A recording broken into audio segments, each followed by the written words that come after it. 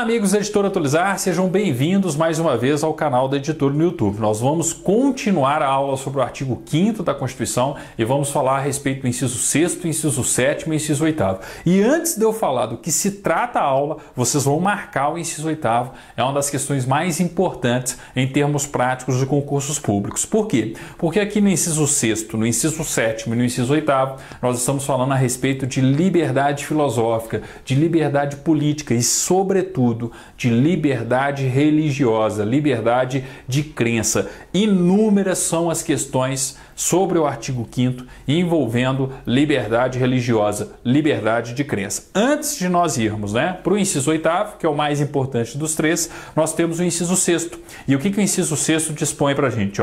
É inviolável a liberdade de consciência e de crença, sendo assegurado o livre exercício dos cultos religiosos e garantido na forma da lei, a proteção aos locais de culto e às suas liturgias. Então, é inviolável a liberdade de consciência e de crença, sendo assegurado o livre exercício dos cultos religiosos e garantida na forma da lei a proteção aos locais de culto e às suas liturgias. Tá? Uma questão óbvia. Por que uma questão óbvia? Porque um dos fundamentos da República Federativa do Brasil é o pluralismo político. Então, naturalmente, a Constituição brasileira precisa assegurar uma liberdade de consciência, uma liberdade de crença, uma liberdade ao exercício de um determinado culto religioso, de participar de uma determinada crença, de uma determinada religião e professar essa minha crença, professar a respectiva fé. Lembrem-se que o Estado brasileiro é um Estado laico e, naturalmente, se o Estado brasileiro é um Estado laico, ele permite uma liberdade de crença. Não existe uma religião oficial, não existe uma imposição por parte do Estado com relação a qual fé professar. Não, o Estado brasileiro é um Estado laico e, em virtude do pluralismo político, nós temos que observar essa liberdade de exercício de qualquer tipo de culto religioso. Agora, essa liberdade não é absoluta, ela não é condicionada. Eu não posso, sob a argumentação de estar exercendo a minha fé, professando a minha fé, a minha respectiva crença, prejudicar o direito das outras pessoas, invadir e prejudicar o direito de outras crenças, de outras pessoas, de outros indivíduos que vivem na República Federativa do Brasil. Então é importante relativizar os direitos fundamentais.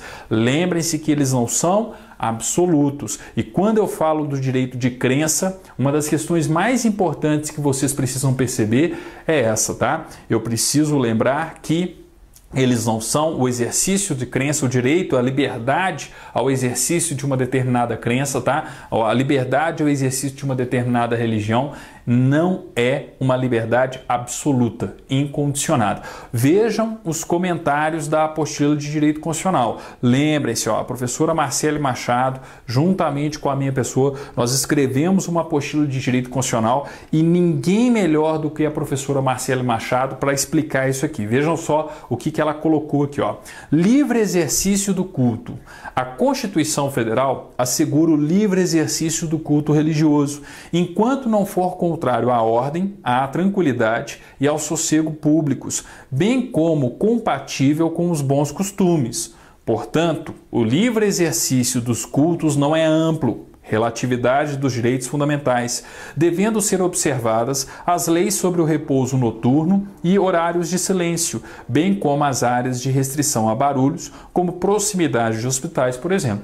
Questão natural, Eu posso ter uma igreja funcionando do lado de hospital? Não, em regra não. Por quê? Porque em regra, quando se fala de um local destinado a um culto religioso, existe ali a produção de barulho, ou seja, uma poluição sonora que pode afetar aqueles que estão internados no hospital e que precisam de silêncio para sua respectiva recuperação. Se eu não posso nem mesmo buzinar na frente de um hospital, numa área hospitalar, muito menos o poder público pode permitir a existência de um local de culto, porque em regra esse local de culto vai prejudicar a recuperação daqueles que estão no respectivo hospital, tá? Então eu não posso, sobre o argumento do livre exercício da respectiva religião, do livre exercício do culto, prejudicar o direito de outras pessoas, tá? Isso que é importante de nós observarmos. Então existe uma relatividade da liberdade religiosa, não se esqueçam disso.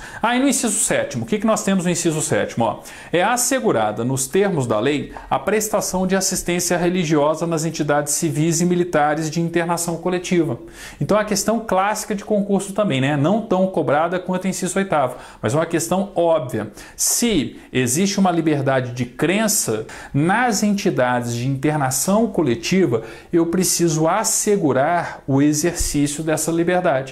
Então, se eu falo de um presídio, tá? Os diretores do presídio precisam assegurar o exercício da fé por parte dos presos que lá estão? Precisa.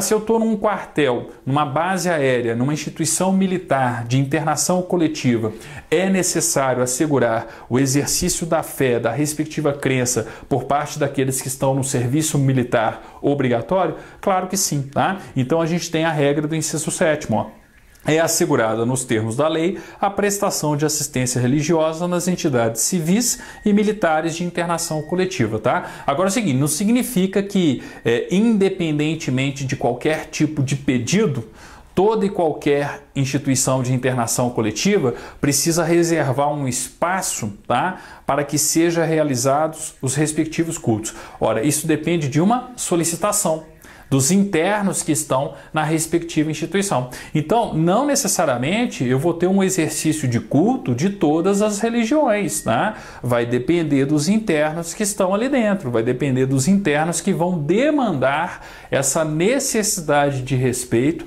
por parte do poder público, por parte, dos diretores da respectiva entidade de internação coletiva, ok? Não se esqueçam dessa regra do inciso 7º. Agora, o mais importante, tá? O mais importante, sem dúvida alguma, em termos de concurso, é o inciso 8º. Marquem o inciso 8º, leiam, releiam. Sabe aquela lidinha que vocês costumam dar um pouquinho antes da prova para tentar lembrar eventuais questões que podem cair? Marquem o inciso 8º e leiam ele sempre, tá? É a típica cobrança em termos de concurso público. Por quê? O que nós temos no inciso 8º? Ninguém será privado de direitos por motivo de crença religiosa ou de convicção filosófica ou política. Grifo, não só por motivos religiosos, mas também por motivos de convicção filosófica ou política, salvo se as invocar para eximir-se de obrigação legal a todos imposta e recusar-se a cumprir prestação alternativa fixada em lei. Vou ler de novo, Ninguém será privado de direitos por motivo de crença religiosa ou de convicção filosófica ou política, salvo se as invocar para eximir-se de obrigação legal a todos imposta e recusar-se a cumprir prestação alternativa fixada em lei, tá? Então perceba o seguinte, existe naturalmente um direito de escusa, a chamada escusa de consciência.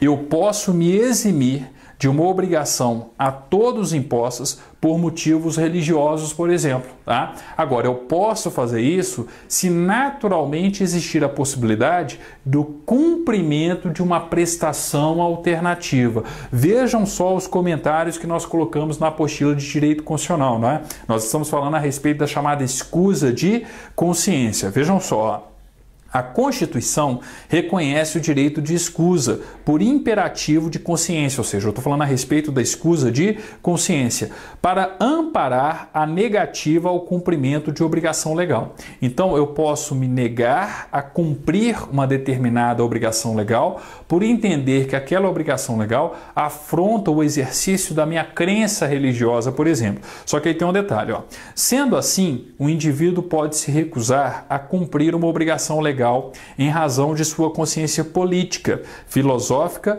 ou religiosa, mas está sujeito, em contrapartida, ao cumprimento de uma prestação alternativa, que será fixada em lei.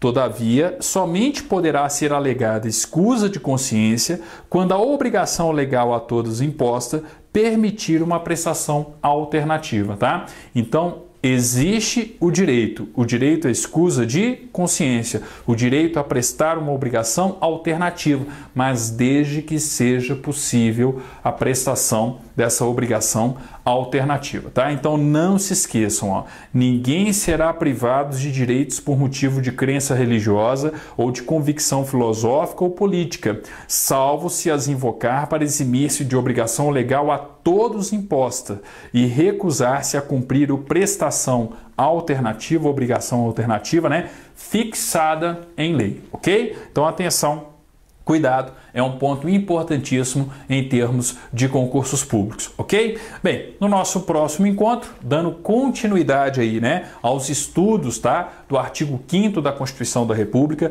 nós vamos falar a respeito da livre expressão da atividade intelectual, artística, cultural e de comunicação, científica, né, e de comunicação, tá? Então a gente vai falar do inciso 9º da Constituição da República e falar a respeito dessa livre expressão da atividade intelectual, artística, científica e de comunicação, ok? Até mais, até o nosso próximo encontro, falando do artigo 5º, inciso 9º da Constituição da República.